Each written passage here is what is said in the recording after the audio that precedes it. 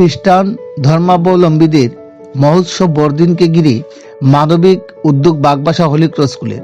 ধর্মনগর মহকুমার অন্তর্গত বাগবাসা বিধানসভা কেন্দ্রের অধীনস্থ বাগবাসা হোলি ক্রস স্কুলের পক্ষ থেকে মোট ৩৫ কুইন্টাল চাল বিতরণ করা হয় দূরপাল্লার গাড়ি চালক ও আশপাশ এলাকার দরিদ্র সীমার নিচে মানুষদের মধ্যে।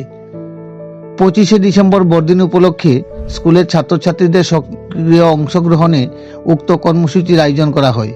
ত্রিপুরা রাজ্যে বিভিন্ন পণ্য বহন করে আনা দূরপাল্লার গাড়িগুলোকে প্রতিমধ্যে দাঁড় করিয়ে প্রত্যেক চালকের হাতে 5 কেজি করে চাল তুলে দেওয়া হয়। এছাড়াও বিদ্যালয়ের পার্শ্ববর্তী নোয়াগাং, জৈথাং, টংছড়া, বালিছড়া সহ বিভিন্ন গ্রামের দরিদ্র ও দুস্থ মানুষের মধ্যে প্রায় 20 কুইন্টাল চাল বিতরণ করা হয়।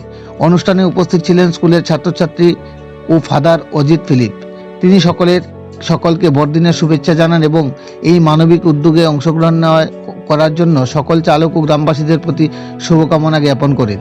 বাগবাসা হোলি ক্রস স্কুলের এই ধরনের উদ্যোগকে স্বাগত জানিয়েছেন এলাকা সুবিবুদ্ধি সম্পন্ন জনগণ। ধর্মনগর থেকে নিজস্ব প্রতিনিধি রিপোর্ট, শ্যামলী ত্রিপুরা। সবাইকে আর আমি এখানে হোলি ক্রস বাগবাসা থেকে বলতে আছি। আর এটা